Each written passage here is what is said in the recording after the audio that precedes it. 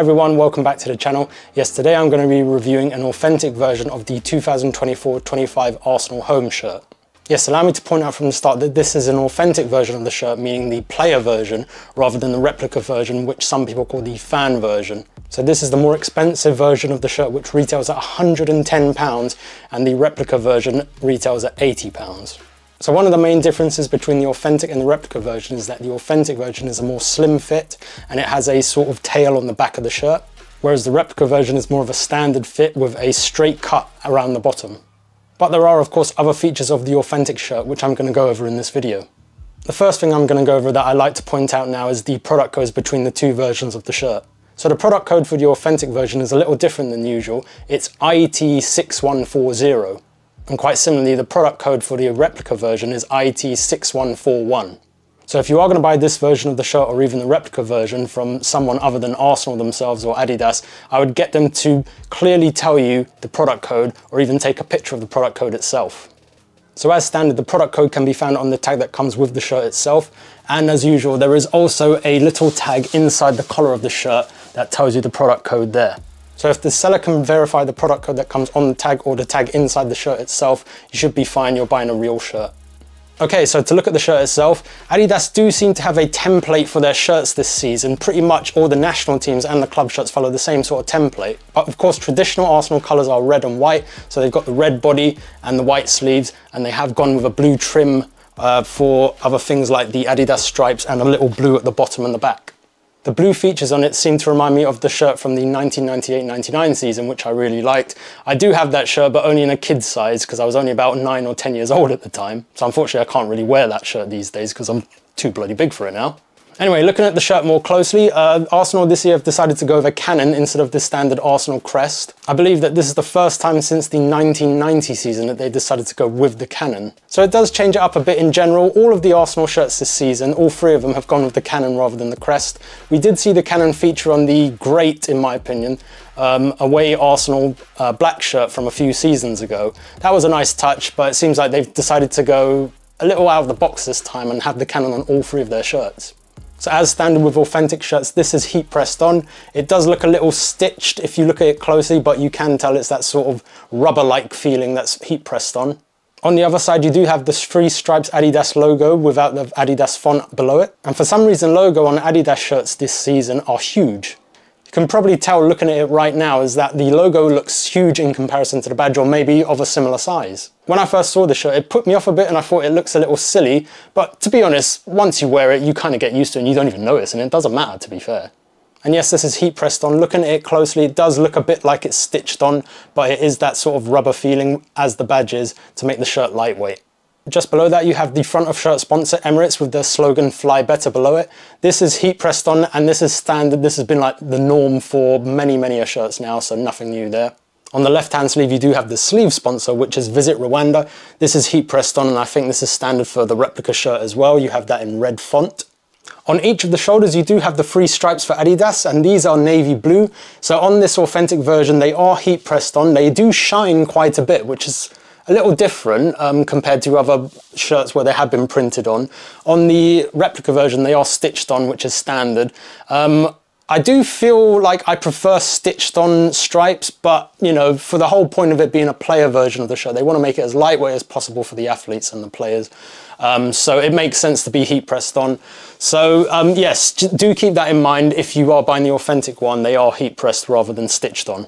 Down on the bottom to the sides of the shirt, you do have a little blue trim, which sort of goes like a elongated triangle. So it starts wide at the bottom and goes to a tip around just below the mid region of the shirt. On the bottom at the right, you have got a fancy new Adidas authentic licensed product badge. This is now white with a gold border and all the font and the logo is gold itself. Once again, this is heat pressed on. And I do like this logo compared to the one from last season, which was a triangle, which I said looked like a guitar pick. I didn't really like that one. This one looks quite classy. I like this one. And I did like the ones they used for previous shirts beforehand for a few years, which was a long black triangle with white font. And at the bottom on the left-hand side, you do have a heat ready logo, which is heat pressed on as well. Down the sides, you do have a bit of a difference on the authentic shirt compared to the replica one. You do have this sort of white mesh looking effect, which has lines and then like little dots, I suppose, to let perspiration and sweat out. On the replica version, I think it's just plain white. I could be wrong there, but I'm pretty sure it is different on this shirt compared to the replica one. Moving on to the back of the shirt, it is mostly just plain red, and towards the bottom on the tail bit, you do get a white trim here, which sort of circles round the bottom, and then to the sides, you do have that blue trim again. So it's sort of almost mirrors what's on the front, but a little bit higher up on the shirt. And the collar of the shirt is red on the front and back. It's just on the side, you do have a bit of white with a navy blue stripe that runs right through it. So of course, as well as the Arsenal cannon and the Adidas logo printed on to make it lightweight, I think the material and the pattern of the body makes it lightweight as well. So as you can see, once again, they've gone for the square pattern that runs all the way through the body of the shirt on front and back. And feeling the shirt, you can feel it does feel lightweight and quite breathable. So I believe the replica version of the shirt is just a standard flat body on it. There's no pattern or anything like that, and it does feel a little thicker. So when I first saw designs of this shirt online, I did think there was a little too much going on, and the whole thing of Adidas using the same template for everything, not even, to be honest, mixing it up a little bit for any of the shirts. I thought it felt a bit lazy in my opinion. I'm just speaking as a standard fan, not a designer or anything like that. Obviously it must be extremely difficult to think of design since they bring out shirts every single year now. That's a whole other thing I could get onto, but I'm not going to. I decided to buy this shirt, see if I like it, and you know what? I kind of do like it. So even though you've seen clips of me with the shirt on already, I'm going to put it on, see how it fits, and give my final thoughts on the shirt itself.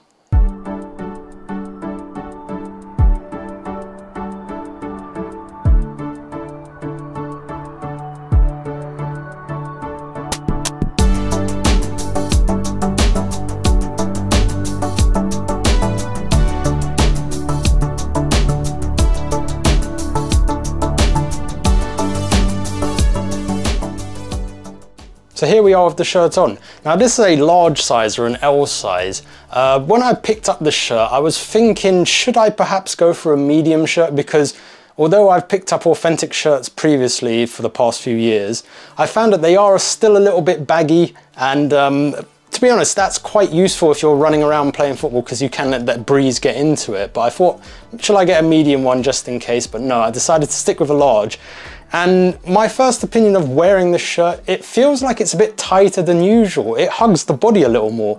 So it doesn't feel uncomfortable, but it feels like a perfect fit. And I don't think I've really changed my body shape that much. I've maybe put on a little bit of muscle because I've been working out for the past year or so. But yes, not to go on about that too much, but I don't think my body shape has changed drastically, but this shirt just seems to fit perfectly. So if you were thinking of picking up this shirt and thinking about going a size down or something like that, I'd say stick to your standard size. If I were to buy a replica version, which is not a slim fit, I would still get a large one. So if you were thinking of getting an XL size of the replica version and then thinking of changing to the authentic version, I'd say stick with the XL. It should fit fine, but then I guess you can always just change it. So yes, hopefully the camera shows that this shirt fits me just perfectly, really. It doesn't feel too baggy or anything. I can stretch it a bit because of the material, so I can get a breeze, but I think compared to last season's one, which was the same size, a large in an authentic version, that did feel a little baggy sometimes, but this feels like it fits just right. If I turn to the side, you can see it sort of just hugs my body quite nicely, but it's not skin tight, which is great. So just to raise the arms, give you a sort of view of the shirt itself. And yeah, I quite like it. I quite like the fit, and what matters the most is that I do actually quite like the shirt now. So when I got it, I looked at it and I thought, you know, it's not that bad. It's better than I thought it would be, better than the picture I had in my mind, to be honest. So I wore it and I felt good wearing it. Like it's a really nice shirt in my opinion. It's not the best shirt. I think, say the one from 2 seasons ago was probably better, the one with the collar. I really liked that shirt. But this is a great shirt in my opinion. My opinion of it only went up once I wore the shirt, and to be honest, if you like it, I think definitely pick one up. I always now say if you can afford it, get an authentic one, because you can see it as a shirt but also as a bit of an investment if you do want to sell it in the future. I feel that the authentic versions of the shirt might hold a bit more value for people who want to buy in the future, such as collectors or anything like that. They are a little bit more rare to get a hold of if you look online on marketplaces and that. So I'd say if you can afford it and you do like the shirt, pick up an authentic one. Make sure you take care of it in terms of washing. how I wash my authentic shirts, I basically follow the care label. I wash them on their own on a quick wash on 30 degrees, turn them inside out. I usually put them in a laundry bag so that, you know, it stays in one piece, not the materials all rubbing together and that.